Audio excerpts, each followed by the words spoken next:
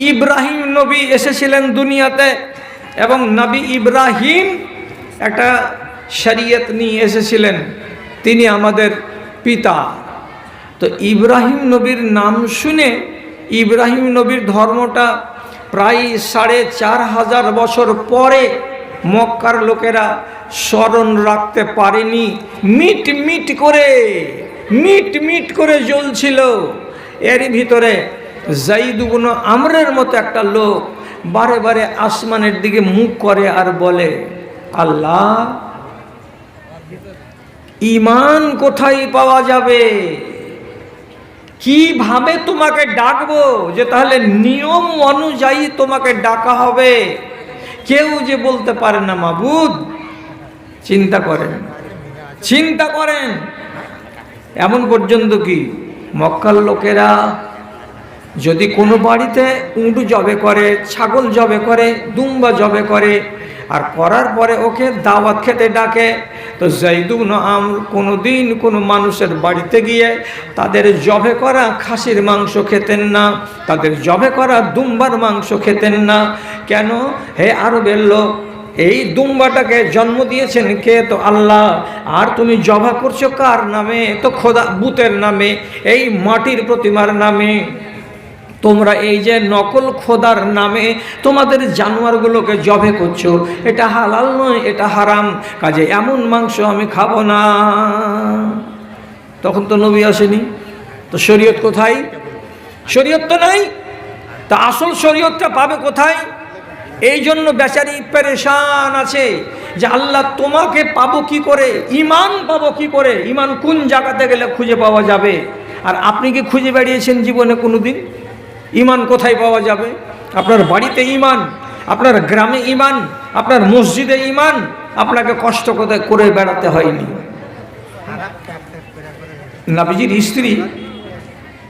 নবীজির স্ত্রী তিনি নিজে বলছেন, উম্মে সালমা, উম্মে হাবিবা, উনি কি বলছেন? আমি একদিন দেখছি যায়েদ ইবনে আমর কাবার প্রাঙ্গণে বসে আছে, এইরকম করে হেলান দিয়ে কাবাতে, আর দিয়ে তারপরে উপর দিকে হাতটা তুলে দিয়ে বলছে, লা আদরি ইয়া রাব্বে কাইফা আবুদুকা। এ আসমানের মালিক, আমি জানি যে তুমি আকাশে আছো, তোমার নাম রব, তুমি হলে আল্লাহ, কিন্তু তোমাকে কেমন করে ডাকবো এটা জানতে পারি না রে মালিক। কেমন করে তোমার ইবাদত করব কেউ আমাকে শিখিয়ে দেয় না রে মালিক। আর এই দেশে যতগুলো লোক আছে সবাই মাটির খোদার পূজা করে, আর আমি মাটির খোদার পূজা করি না। কোন জায়গায় যেতে গেলে তোমাকে পাওয়া যাবে, কিভাবে ইবাদত করতে গেলে তুমি খুশি হবে, এ পন্থা খুঁজে বেড়াচ্ছি কিন্তু কোথাও পাই না। কি করে নামাজ পড়তেন উনি? রুকু নাই, সামি আল্লাহু লিমান হামিদাও নাই, এমনি করে একবার দাঁড়াচ্ছেন, হাত বাঁধছেন কি বাঁধেন না, একবার দুবার আল্লাহু আকবার, সুবহানাল্লাহ, লা ইলাহা ইল্লাল্লাহ, হয়ে গেল। এবার চলে গেলেন। রুকু নাই, সিজদা নাই, কেউ তো ঢং দেখাবার নাই। জমিনে মাথা টেকাতে গেলে সিজদা হয়, মাথাটাকে জমিনে লাগিয়ে দিলেন, ওখানে যে ওই একই কথা, সুবহানাল্লাহ, আলহামদুলিল্লাহ, লা ইলাহা ইল্লাল্লাহ। কখনো এইটা আগে, কখনো এইটা পরে, কখনো এইটা পরে, কখনো এইটা আগে, এমনি করে বলে। আর বলার পরে মাঝে মাঝে একবার করে বলে, এই আসমানের মালিক, কেমন করে তোমার ইবাদত করব তা তো আমি জানি না। ঈমান খুঁজে বেড়াচ্ছে বেচারি। জি, শেষে কেউ ওকে খবর দিল, সিরিয়া যদি চলে যাও, ওখানে গেলে ধর্ম খুঁজে পাওয়া যাবে, ঈমান খুঁজে পাওয়া যাবে। চলে গেল সিরিয়াতে গিয়ে একটা রাহেবকে বলছে, ঈসাই ধর্মের যেটা মুলবি পাদরি, ওকে যা বলছে, ভাই আমি ধর্ম খুঁজে বেড়াচ্ছি, নেই, কোথায় পাবো, আল্লাহকে কোথায় পাবো? তখন বলছে যে আমার কাছে পাবা। কি করতে হবে? বলছে ঈসা নবীর দিনকে কবুল করো। বলছে হ্যাঁ করব, কিন্তু তার শর্ত জানো, ঈসাইরা একটা ভুল কাজ করেছিল, তার কারণে ওদের উপরে আল্লাহর লানত পড়েছিল, ওই লানতের তোমাকে ভাগ নিতে হবে। যত দুনিয়াতে খ্রিস্টান আছে সবাই ভাগ নেই, তোমাকেও ভাগ নিতে হবে। রাজি আছো? যায়েদ ইবনে আমর বলছে, ভাই হে, আল্লাহর লানত যদি নিব তো তাহলে এত দূর কিসের জন্য এলাম? আল্লাহর লানত যদি ঘাড়ে নিতে হয় তো জাহান্নামে জ্বলতে হবে। আর এই জিনিস থেকে পালিয়ে বেড়াচ্ছি, আল্লাহর লানত যেন আমার উপরে না আসে। তো তোমার কাছে এলাম ধর্মের খোঁজে, তুমি আবার লানতের কথা বলছো। আমি এই ধর্মকে বিশ্বাস করি না, মানব না। 3 বছর খুঁজে বেড়ালো, এখানে যায় ওখানে যায় ওখানে যায়, একই শব্দ একই কথা, দিন পাওয়া যাচ্ছে না। শেষে একজন ইহুদি ওকে সত্য কথাটা বলে দিল, আর দেওয়ার পরে বলল, এই খেপা, তুই কি করে বেড়াচ্ছিস ধর্ম ধর্ম করে আর ইমান ইমান করে? আরে আসল ইমানের জায়গা তো তোর বাড়ি যেটা আরব দেশ, সে দেশে তো আছে, এখানে কি করতে এসেছিস তুই? কোথায় আছে ভাই? তো বলছে, তোমাদের মক্কাতে আখেরি নবী রাহমাতুল্লিল আলামিন, তার নাম মুহাম্মদ মুস্তাফা সাল্লাল্লাহু আলাইহি ওয়াসাল্লাম আত্মপ্রকাশ করেছেন। তিনি রবকে কেমন করে ডাকতে হবে তার তালিম দিচ্ছেন। তিনি হলেন শেষ নবী। তার কথা মতো যদি চলো তাহলে তুমি আল্লাহর ঠিকানা পাবে এবং তুমি রহমাতুল্লিল আলামিন নবীর একজন উম্মতি হয়ে বাঁচতে পারবে। এদিকগুলো ছাড়াও। ও বেচারি তখন বলছে, তাই নাকি? খবর পেয়েছেন? হ্যাঁ। সব ফেলে দিয়ে একটা উঁটে চড়ে যা তার তল্পি তল্পা ছিল নিয়ে রওনা দিয়েছে মক্কার পানে। কিছু দূর যাওয়ার পর রাতের বেলায় সে দেশে তো লুটতরাজ, দাঙ্গা হাঙ্গামা, মাল ছিনতাই, লুটে নেওয়া এগুলো তো সাধারণ ব্যাপার ছিল। রাতের বেলায় যায়েদ ইবনে আমরকে কিছু ডাকাতেরা ঘিরে নিল, আর নেওয়ার পরে ওর মাল কয়টাকে ছিনিয়ে নিল, আর নেওয়ার পরে ওকে বলছে খালি হাত চলে যা। যেমনি তাকে খালি হাত যাওয়ার সুযোগ করে দেওয়া গেল। আর একজন ডাকাত বলছে, একে যদি খালি হাত ছেড়ে দাও তাহলে পরে কিছু দূর গিয়ে খবর দিয়ে দিবে যে এই জায়গাতে ছিনতাইকারীর দল আছে, অতএব কোনো সওয়ারি এ রাস্তা দিয়ে যাবে না। যদি নিজেদের ব্যবসাকে চালু রাখার ইচ্ছা থাকে তাহলে আর মাল লুটে নিলি তার জীবনটাকেও লুটে নি, একে মেরে শেষ করে দে। বেচারিকে ওখানেই কপিয়ে মেরে শেষ করে দিল। মক্কা পর্যন্ত পৌঁছিতে পারল না, আখেরি নবীর দিদার পেল না, এবং নতুন ধর্ম ইসলামকে কবুল করার সুযোগ পেল না। কিছুদিন পর তিনি খবর পেলেন, আমার নবী খবর পেয়ে গেলেন যে এই রকম একজন আল্লাহর বান্দা মক্কাতে ছিল, ধর্মের খোঁজে দেশ বিদেশে বেরিয়ে বেরিয়ে সিরিয়া থেকে খবর পেল যে আপনি এখানে আত্মপ্রকাশ করেছেন। দৌড়ে দৌড়ে আশেকানা মন নিয়ে চলে আসছিল, রাস্তাতে তাকে মেরে ফেলে দিয়েছে ডাকাতের দল। রাসূলুল্লাহ দুঃখিত হলেন, আর হওয়ার পরে সাথে সাথে সুসংবাদ দিয়ে বলছেন, আমার উম্মতিরা তোমরা কান খুলে শোনো, কিয়ামতের দিন আমার পেছন দিকে আমার উম্মতিরা দাঁড়াবে, আর আমার সামনে এক সাইডে এই যায়েদ ইবনে আমর বলে লোকটা একাই দাঁড়াবে। সে কার উম্মত হয়ে দাঁড়াবে? তো নবীজি বলছেন সে একাই একটা উম্মত হয়ে দাঁড়াবে। ওটা ইব্রাহিম নবীর উম্মত নয়, এটা আমারও উম্মত নয়। সে উম্মত একটা স্বতন্ত্র উম্মত হয়ে হাসরের ময়দানে খাড়া হবে এবং আল্লাহ রাব্বুল আলামিন তাকে সুন্দর বদলা দেবে। আচ্ছা, কেন বললাম বুখারীর হাদিসটা? আপনি কয়দিন ধর্মের খোঁজে এখান থেকে শামসি গেছিলেন মনে আছে না? ধর্ম খুঁজতে আমাকে কোনো জায়গায় টাকা পয়সা খরচ করে যেতে হয় না?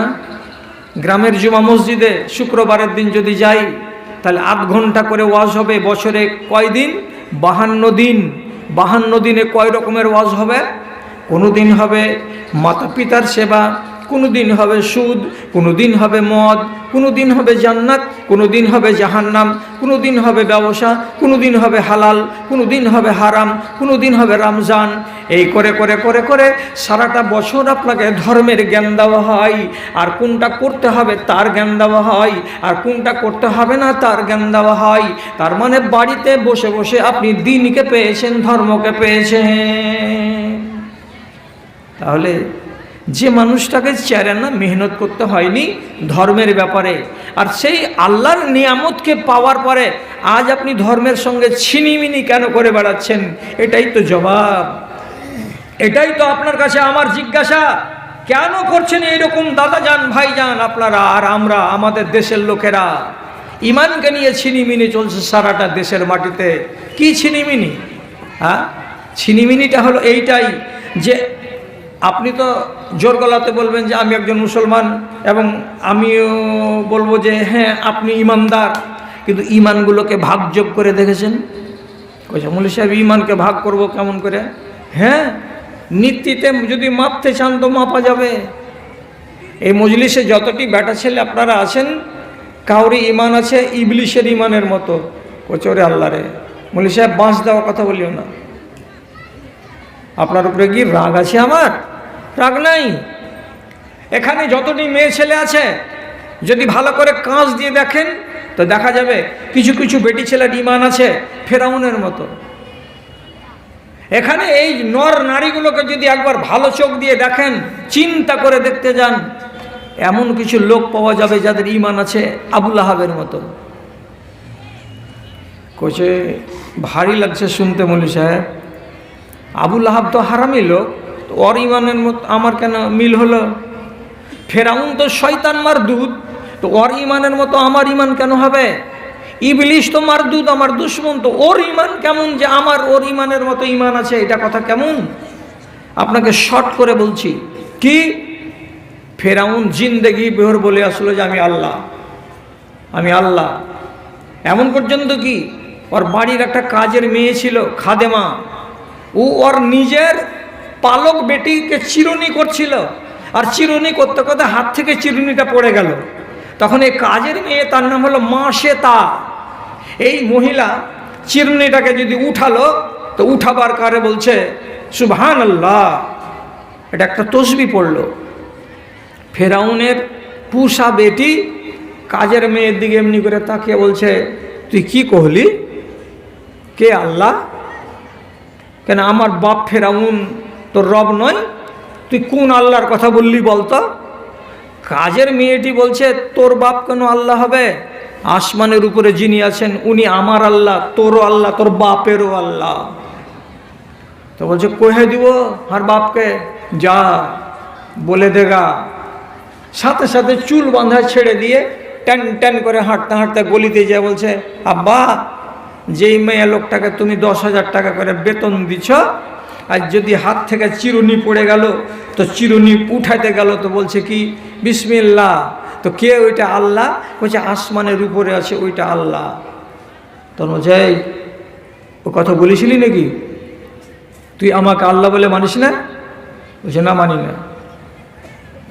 বেচারিকে শেষ পর্যন্ত চোখের সামনে এত বড় কড়াইয়ে 20 টিন তেল ঢেলে দিয়ে, বিশাল বড় চুলাতে তাপ দিয়ে, এবার বলছে তোর চোখের সামনে তোর 2টা বাচ্চা আছে, ফেলে দিব, এখনো বল যে ফেরাউন আল্লাহ। বলছে না, বলবো না। চোখের সামনে একটা বাচ্চাকে ফেলে দিল কড়াইয়ে, কড়াইয়ের তেলে উতলাতে উতলাতে হাড় মাংসকে চোখের সামনে আলাদা করে দিল। আর একটা বাচ্চাকে ধরে বলছে বল ফেরাউনকে আল্লাহ বলে স্বীকার কর। যে করবো না। আর একটা বাচ্চাকে ফেলে দিল কড়াইয়ের তেলে, বাচ্চাও মরে গেল। তারপরে যেটা কোলে বাচ্চা আছে, এই বাচ্চাটাকে কোলে নেওয়া অবস্থায় বলছে বল, নাহলে এই বাচ্চাকে ফেলে দিব। তো কোলের বাচ্চাটাকে, দুধ খাওয়া বাচ্চাকে আর মা ফেলতে পারবে না বলে দ্বিধা করছে। ফেরাউনকে আল্লাহ বলবো তাহলে বাচ্চাটা বেঁচে যাবে, না যদি বলবো বাচ্চাটাকে মেরে দিবে। মায়ের কোলে 6 মাসের বেটি আওয়াজ করে বলছে আম্মা 10 মিনিটের জন্য ফেরাউনের কড়াইয়ে যদি জ্বলে যাই আর তুই যদি জ্বলে যাবি তো 10 মিনিটের ওই পারে তুমি আর আমি আল্লাহর জান্নাতে এক জায়গায় হয়ে যাব। অতএব চিন্তা করতে হবে না মা, তুমি আমাকে কড়াইয়ে ফেলে দাও, আর দেওয়ার পরে তোমার কাছে প্রস্তাব যাবে, তুমিও স্বীকার করে নাও, তোমাকেও কড়াইয়ে ফেলে দেওয়া হবে। 3 বাচ্চাকে কড়াইয়ে পোড়ালো। পোড়াবার পরে এই মেয়েটাকে কড়াইয়ে ফেলার আগে বলছে একটা শর্ত আছে, আমাকে যদি তোমরা পুড়িয়ে দাও তো আমি শুধু চাইছি তোমার কাছে আমার একটা আর্জি, এই যে 4টা বাচ্চাকে তুমি এমনি করে পুড়িয়ে 4জন লোককে মারলে, এদের কবর কিন্তু তোমাকে পাশাপাশি দিতে হবে, দূরে দূরে দিতে হবে না। আমার 3 বাচ্চা থাকবে আর আমার বাচ্চার সঙ্গে আমিও থাকবো কবরে, এমনি করে কবরটা দিবা তো? ফেরাউনের লোক বললে হ্যাঁ অমনি করেই দিব। এভাবেই কবর দেওয়া হলো 4 জনকে। চিন্তা করবেন এটা কবে? আমার নবীর জন্মের 2500 বছর আগেকার ঘটনা। এবার নবীজি দুনিয়াতে এলেন, আসার পরে যখন আসমানের সফরে যাচ্ছিলেন বাইতুল মুকাদ্দাস থেকে, তো আসমানের সফরে বেরিয়ে গিয়ে কিছু দূর যখন চলে গেছেন, তখন নবীজির নাকে সুন্দর সুন্দর জান্নাতুল ফেরদাউস সেন্ট আসছে, ঘ্রাণ আসছে নাকে। তখন নবীজি জিজ্ঞেস করে বলছেন, জিবরিল আমিন, এ ফাঁকা জায়গাতে এত মিষ্টি ঘ্রাণ, এত আতরের সেন্ট আমার নাকে কেন লাগছে? কোথা থেকে এটা আসছে? হযরতে জিবরিল জবাব দিয়ে বলছেন, হে আল্লাহ পাকের রাসূল, আপনার নবী হওয়ার 2500 বছর আগে এই সোজাতেই এই সামনে জমিনে এক জায়গায় আল্লাহর বান্দিকে কবর দেওয়া আছে, তার নাম হলো মাশেতা। আল্লাহর নামে তাকে শহীদ হয়ে যেতে হবে। ওর উপরে আল্লাহ তাআলা কত রাজি হয়েছেন যে তার কবর থেকে জান্নাতের সেন্ট উপর দিকে চলে যাচ্ছে, আর সেই সেন্টগুলো আপনি আজ 2500 বছর পরে নিজের ঘ্রাণ নাকে পাচ্ছেন। এত কাজের মানুষ এই জল্লাদ ফেরাউন সব কিছু জানার পরে নিজেকে শুধরাতে পারেনি। এবার নীল নদ পার করে মুসা নবী তার সম্প্রদায়কে নিয়ে বাঁচবার জন্য ওপারে চলে গেলেন। রাস্তা তৈরি করেছিলেন লাঠি মেরে 12টা রোড। কোথায়? তো নীল নদীকে বুক চিরে আল্লাহর হুকুমে রাস্তা হলো। ফেরাউন পিছন দিক থেকে আসলো দৌড়ে দৌড়ে, তাড়া করবে বলে। নীল নদীর কিনারায় এসে দেখছে রাস্তা। এই বেঈমান বলেছিল তার মিলিটারিদেরকে, দেখ তোরা ফেরাউনকে আল্লাহ বলতে দ্বিধা করিস, নীল নদী রাস্তা বানিয়ে রেখেছে আমার জন্য। সব গাধার দল বলছে, ঠিকই গো, আপনি আল্লাহ গো, নাহলে এত সুন্দর রাস্তা তোরা তো আর জানিস না যে এর আগে কে গেছে এইখান দিয়ে। যেমনি নীল নদের মাঝখানে এলো, আল্লাহ তাআলা নদীকে বলছেন এক হয়ে যা। যেমনি এক হয়ে যা বলল, সাথে সাথে পানিগুলো মিলে গেল, রাস্তা বন্ধ হয়ে গেল। আর যখন রাস্তা বন্ধ হয়ে যাওয়া, ফেরাউন তখন ডুবতে শুরু করলো।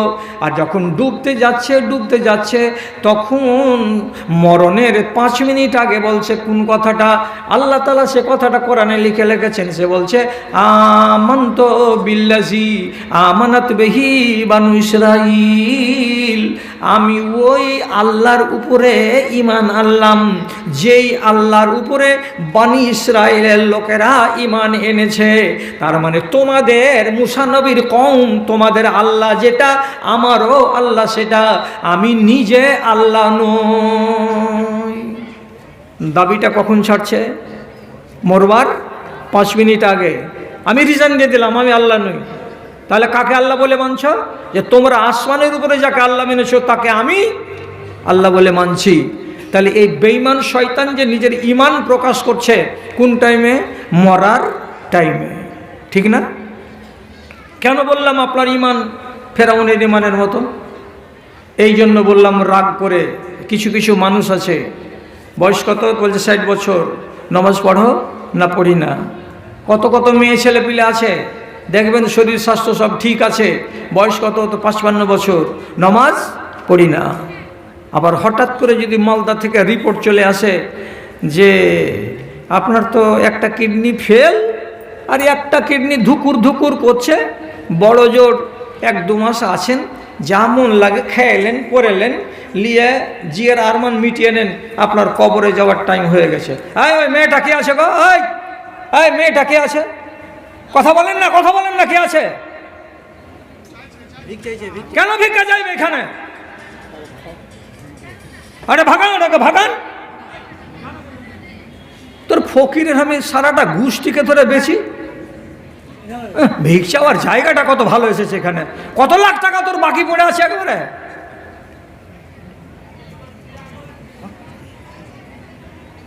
মানুষের ঘাড়ে ঘাড়ে ঘাড়ে ঘাড়ে ভিক্ষা করতে আসছে শালা বেলজ্জা কোথাকার।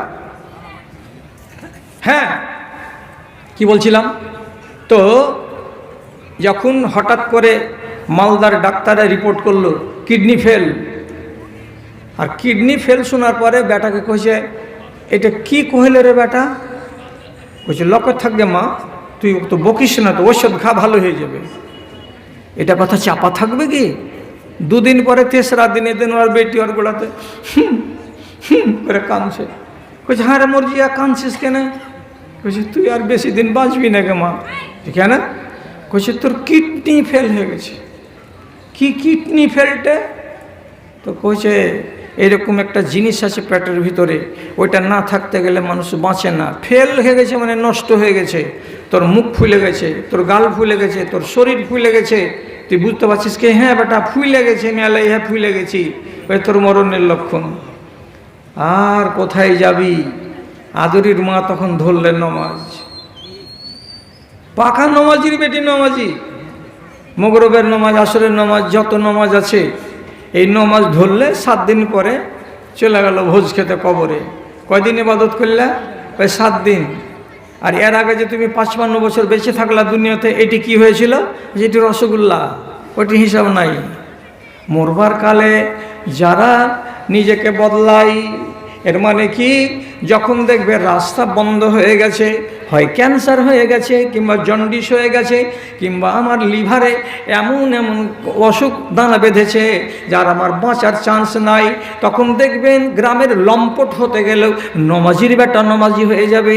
গ্রামের মদখোরকেও দেখবেন যখন খবর পেয়ে যাবে তোমার কলেজা শেষ হয়ে গেছে, তখন মসজিদকে ধরবে, আল্লাহকে ধরবে। তার আগে তারা আল্লাহকেও ধরবে না, মসজিদের দিকেও আসবে না, নমাজের নাম নিবে না, ধর্মকে পাত্তা দেবে না। এই স্বভাবটা কার? তো ফেরাউনে। ইমান ভালো করেন, মরবার কালে আল্লাহকে ডাকবেন, এটা হবে না। কোরআনে আল্লাহ তাআলা বলেছেন ইনি আমার সহপাঠী আর একজন ভালো আলেম। দেখেন আমি কথাগুলো কি জালবাজি করে বলছি? আল্লাহ তাআলা কোরআনে বলছেন ওয়াইজা আনআমনা আলাল ইনসানি আরাজা ওয়া না বিজানিবিহি ওয়াইজা মাসাহু শাররু ফাযু দুআইন আরিজ। যখন আমি তাকে ধনে ডুবিয়ে রাখবো, মালে ডুবিয়ে রাখবো, টাকাতে ডুবিয়ে রাখবো, শাড়ি আর ব্লাউজ আর সায়া আর ম্যাক্সিতে আমি ডুবিয়ে রাখবো, তখন আমাকে বলে একবার ভাববে না। আর যেদিনই বড় মুসিবতে পড়ে যাবে, বিপদে পড়ে যাবে, তখন দোয়া করবে কেমন করে? তো জু দুআইন আরিজ, লম্বা লম্বা করে দোয়া করবে। আর মাঝে মাঝে 10 কেজি করে চাল দিয়ে পাঠাবে। কোথায়? তো মাদ্রাসায়। দরকার পড়তে গেলে একটা 8 কেজির খাসি মাদ্রাসায় দিয়ে পাঠাবে, আর দিয়ে বলবে মুলি সাহেবের এটাকে তোমরা খেয়ে নিও, আর নেওয়ার পরে আমার জন্য দোয়া করিও, আমাকে আল্লাহ যেন হায়াত দেয়। কিরে, মরবার কালে শরবত খাবি? এটা ফেরাউনের ইমান। কিছু মানুষ আছে এখানে, বেটা ছেলেও বেটি ছেলেও, এদের ইমান আছে কার মতো? তো ইবলিশের মতো। ইবলিশের ইমান নিয়ে মরলে হবে না, আপনাকে পাকা ইমানদার হতে হবে। আবু বকরের মতো, উসমানের মতো, আলীর মতো পাকা ইমানদার হয়ে মরুন। ইবলিশের ইমান মানে কি? ইবলিশের ইমান মানে দেখেন কোরআনে লেখা আছে। আর আপনারা তো আমার সাথে অতটা উঠা বসা করেন না বলে আমাকে আপনারা জানেনও না। ফোন নাম্বার তো আছে, দরকার হলে জিজ্ঞেস করবেন, না হলে মৌলানা ওবায়দুল্লাহকে বলবেন। স্পষ্ট কথা কোরআন মাজিদের লেখা আছে, বদরের যুদ্ধের দিন এদিকে 313টার, ওদিকে 1000টা মুশরিক লড়ালড়ি হবে। এমন সময়তে ইবলিশ শয়তান মানুষের রূপ ধরে এসে মক্কার মুশরিকদেরকে ডেকে বলছে, ভিড়া যা, আমি আছি তোদের পিছনে, কেউ তোদের চুল ব্যাগা করতে পারবে না, আজকে তোদের জয় নিশ্চিত হবে। এমনি করে উদ্বুদ্ধ করছে, সবাইকে উদ্বুদ্ধ করছে। ইতিমধ্যেই আল্লাহ রাব্বুল আলামিন কোরআনে বলছেন, আমি কি করলাম? আমার এই মুসলমান কয়টাকে মানে জয়ী বানাবার জন্য আসমান থেকে ফারিস্তা নাজেল করলাম। যখন ফারিস্তারা নাজেল হতে লাগলো সাদা সাদা পোশাকে আর সাদা সাদা পাগড়িতে, মানুষেরা দেখতে পায় না, কিন্তু ইবলিশ শয়তান দেখতে পাচ্ছে যে এগুলা কি নামছে, হ্যাঁ এগুলা কি নামছে, হ্যাঁ তো মিলিটারি নামছে আসমান থেকে। যখন দেখতে পেল ফারিস্তা নামছে আসমান থেকে, তখন ইবলিশ শয়তান বলছে, উপায় নাই রে বাবারা, আজকে তোরা রেহাই পাবি মুসলমানদের হাতে, তার সুযোগ নাই। যখন দেখতে পেল বিপদ ঘনিয়ে এসেছে, তখন যুদ্ধের মাঠ ছেড়ে পালিয়ে যাচ্ছে। যখন পালিয়ে যাচ্ছে তখন লোকেরা বলছে, ভাই তুমি আমাদের পিছন দিকে ছিলে, তোমাদের সাহস ছিল, এখন তুমি পালিয়ে কেন চলে যাচ্ছ? তখন ইবলিস শয়তান বলছে, ইন্নী আরা মা লা তারাউনা, আমি যা আমার দুই চোখে দেখতে পাই তোমরা সাধারণ মানুষ তা দেখতে পাও না। এর মানেটা কি? আমার দুই চোখ দিয়ে দেখতে পাচ্ছি আল্লাহর ফেরেশতা নাজিল হচ্ছে লড়াই করার জন্য তোমাদের মোকাবিলায়, আর তোমরা পারবে না, আমি ওদেরকে পারবো না, এই জন্য আমি ময়দান ছেড়ে পালিয়ে যাচ্ছি। তারপরে ইবলিস শয়তান কি বলছে? আল্লাহ তাআলা কোরআনে বলছেন, ইন্নী আখাফুল্লাহ রব্বুল আলামিন, আমি আল্লাহ রব্বুল আলামিনকে বলে ভয় করি, আমার জানে আল্লাহকে বলে ভয় আছে। হ্যাঁ না বলুন? কোরআনের আয়াতটাকে পড়ে শোনালাম। ইবলিসের জানে আল্লাহকে বলে ভয় আছে না নাই? বলুন বলুন। আছে? ওর জানে ভয় আছে? ভয় তো জানে আছে, তো তুই আমল কেন করিস না? মুসলমান কেন হইস না রে বেটা? আজও তো তুই লেগে আছিস মুসলমানের পাশে, তুই বলছিস যে আল্লাহর নামে আমার ভয় আছে, কিন্তু আজ পর্যন্ত ইবলিস শয়তান নিজের ইবলিসে ছাড়েনি, চালিয়ে যাচ্ছে নিজের তবলিগ। তাহলে ওর ইমানের সাথে আপনার ইমানের কি সম্পর্ক? যদি আপনাকে খালি বলি কবর বলে আপনার জানে ভয় লাগে না? ভয় তো লাগছে মৌলভী সাহেব। মরবার কালে যে খিঁচে দম বের করবে ফেরেশতা, আবার কাউরি কাউরি আরাম করে জান কবজ করবে আল্লাহর ফেরেশতা। তো আপনার যদি জানকে কুশোরকে পিড়ানোর মতো করে নিংড়ে বের করে, তো এত ঠেলা লাগবে, আপনার জানে ভয় লাগে না? কইছি এগুলা কথা কইছেন, কার জানে ভয় নেই জি মাওলানা? মৌতকে কহে আপনার জানে ভয় আছে, তো ভয় যদি আছে সোজা হন না কেন? কথাটা বলেন। ওরও জানে ভয় আছে, সোজা হয় না। আপনার জানে ভয় আছে, সোজা কেন হন না? তার মানে ইবলিশ ভয় করে তবুও সোজা নয়, এটা হলো তার ইমান। আর আপনিও আল্লাহকে বলে ভয় করেন কিন্তু সোজা পথে আসছেন না, এটা হলো আপনার ইমান। এই জন্য রাগ করে বলেছিলাম, আমাদের এখানে অনেকগুলো মুসলমান আছে যাদের ইমান হলো ইবলিশ শয়তানের ইমানের মতো। ইমানটাকে একটু ভালো করতে হবে। ওই যে ভালো তো করবো মৌলভী সাহেব, তো ইমানটা ভালো করতে গেলে কীরকম ইমান করা দরকার? আমি আপনাকে যদি উদাহরণ দিই, যে নিজেকে একবার হিলিয়ে হিলিয়ে দেখেন তো যে আমি ঠিক আছি না নেই।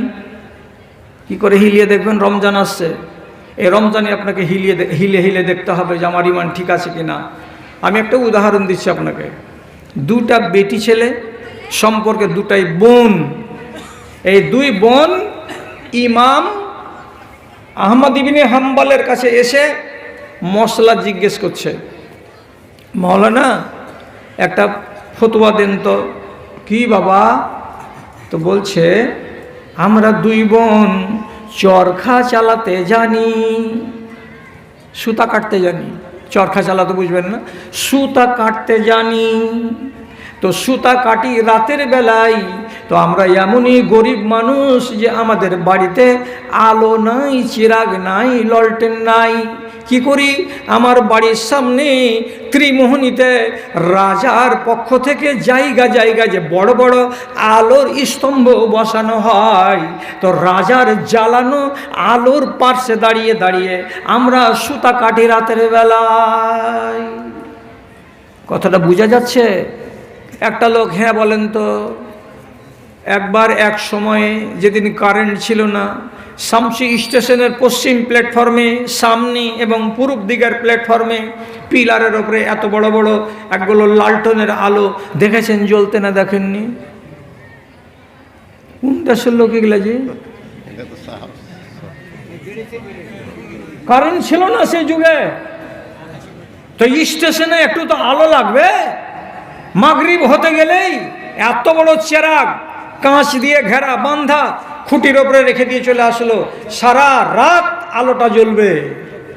তো বাদশাহ নিজের আমলে চৌরাহাতে চৌরাহাতে একটা করে দ্বীপ জ্বালিয়ে রাখতো, যাতে দেশটাকে একবারে অন্ধকারে ডুবে না যায়।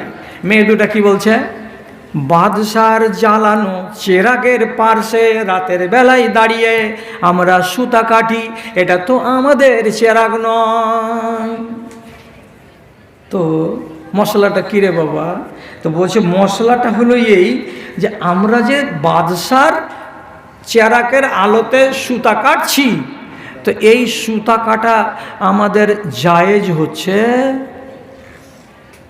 ওরে আল্লাহ রে, তোরা কোন দেশের বেটি ছিলি গে? দুই বোন যে বলছে আমাদের কি পরের আলোতে দাঁড়িয়ে দাঁড়িয়ে সুতা কাটা হালাল হচ্ছে না হালাল হয় না? যদি বলেন এটা হালাল নয়, তাহলে কাল থেকে আমরা সুতা রাতের বেলায় কাটবো না, যতটি হবে দিনের বেলাতেই হবে। আর যদি বলেন জায়েজ আছে হালাল আছে, তাহলে রাতের বেলাতেও সুতা কাটবো। কার আলোতে? তো বাদশার আলোতে। ইমাম মালিক, এই ইমাম আহমদ বিন হাম্বল প্রথমেই জিজ্ঞাসা করে বলছেন, মাগে তোরা কোন বাড়ির বেটি? তোর বাপচা ছাড়া কেমন? তোদের বাড়িখানে দিন আর ইমানের চর্চাটা কত ছিল? তোরা কি আল্লাহ তাআলা এত বড় পরেশগার আর এত বড় দিনদার করেছে যে রাস্তার কিনারার আলোতে সুতা কাটবি বাদশার চেরাকের আলোতে? তো এটা হালাল হচ্ছে না হারাম হচ্ছে? এত বড় মশলা তোরা জানতে আলি? তোদের ইমানকে আল্লাহ তাআলা কত মজবুত করেছে রে মা। তখন বলছে, আমাদের পরিবারের নাম হলো বিশির আল হাফি, এটা হলো আমাদের দাদাজি, ইনি ছিলেন পরেশগার দিনদার আল্লাহওয়ালা, উনার পরিবারের আমরা লোক, উনার আমরা পতিন, আমরা হারামে হাত লাগাই না, মুখ লাগাই না, আমরা আল্লাহর নাফরমানি জীবনে একটা রতি পরিমাণে করিনি, করব না। হারাম যদি হয় তো জীবনে ওই আলোতে আমরা সুতা কাটতে যাব না। ইমানকে লাভবেন? লেপে দেখেন, এগুলো ইমান। যদি আপনি এটা বুঝতে না পেরে থাকেন, তাহলে আবার আপনাকে বলছি, ইব্রাহিম বিন আদহাম আজকের কথা নয়, সে অনেক দিন, তার মানে কি ধরে নিন 1200-1100 বছর আগেকার কথা। একটা ইব্রাহিম বিন আদহামের মতো লোক তোয়াফ করেছে কাবার। তোয়াফ করার পরে সাফা মারওয়া দৌড়ানোর পরে পানি পান করতে হয়, হ্যাঁ না বলুন? পানি পান করতে হয়। সাফা মারওয়া দৌড়াবার পরে জমজমের পানি পান করতে হয়।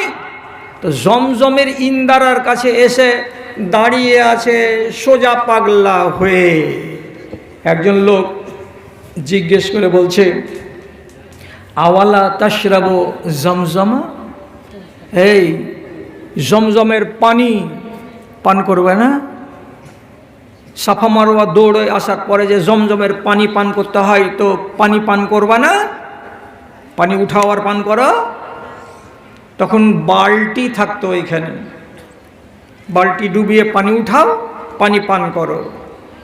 তো ইব্রাহিম বিন আদহাম কি বলছেন, হাজা দালবুস সুলতান, ও ভাই পানি তো পান করব, কিন্তু আমার কাছে বাসন নাই, আমার কাছে রশি নাই, দড়ি নাই, দড়িতে বাসনটাকে বাঁধবো আর বেঁধে ইন্দারাতে নামিয়ে পানি তুলবো, আর তোলার পরে আমি জমজমের পানি পান করব, এরকম ব্যবস্থা নাই।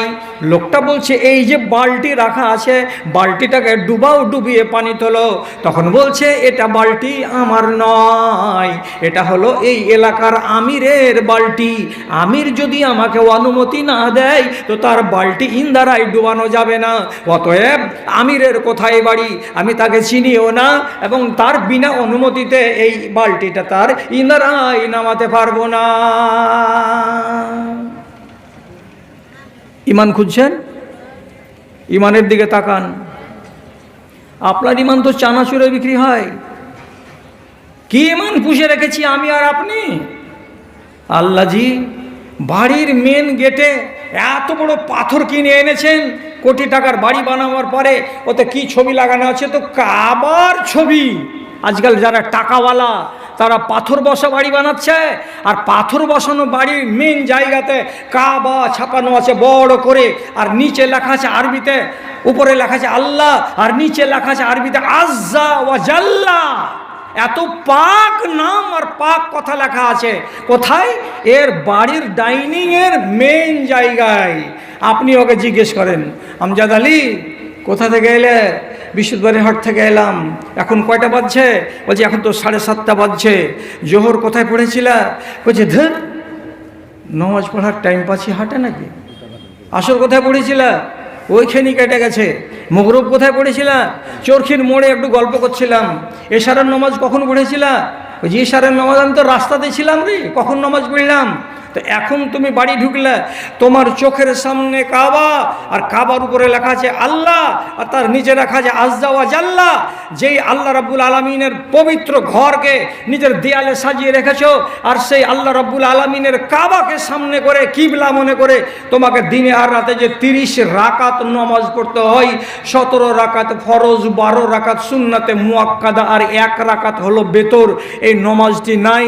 তোমার মতন হারামি, লম্পট, তোমার মতো ছ্যাঁচোর, চোর, তোমার মতো 2 নম্বর পোকা লাগা মুসলমান ভারতবর্ষের মাটি তার কটা আছে বলো? ফাজিলামো করার জায়গা পাও না। কি মেন গেটে লেখা আছে আরবিতে হাজা মিন ফাজলে রাব্বি। এটা কার কথা? নবী সুলাইমানের কথা। উনাকে আল্লাহ রাব্বুল আলামিন সারাটা জমিনের পূর্ব এবং পশ্চিমের মালিক বানিয়েছিলেন। এত বড় তিনি রাজার রাজা হয়েছিলেন।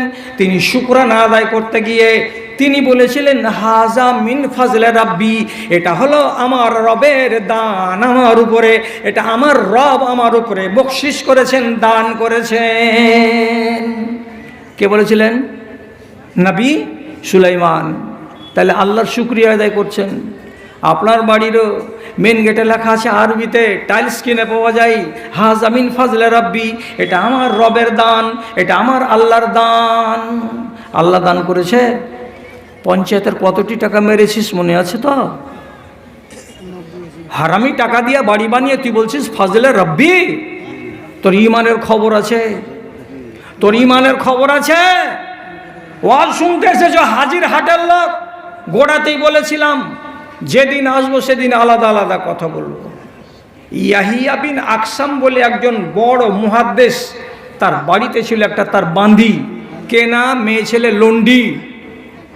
বান্দিকে বিক্রি করা জায়েজ। উনি তার বান্দিকে একদিন বিক্রি করে দিলেন হাটে নিয়ে গিয়ে। নতুন মালিকের বাড়ি গেল এই বান্দি যাওয়ার পরে ফজর হয় কটার সময়? 5টার সময়। ও জাগে কয়টার সময়? 4:30টার সময়। 4:30টার সময় জেগে গিয়ে এবার বাড়িতে তাহাজ্জুদের নামাজ পড়ে। তো ইয়াহিয়া বিন আকসাম তার আগেকার মালিকের বাড়িতে প্রতিদিন রাত 4:30টার সময় জেগে ও তাহাজ্জুদের নামাজ পড়ে। তো ওর বাড়ির সবটি লোক তাহাজ্জুদের নামাজ পড়ে, ওর অভ্যাস হয়ে আছে।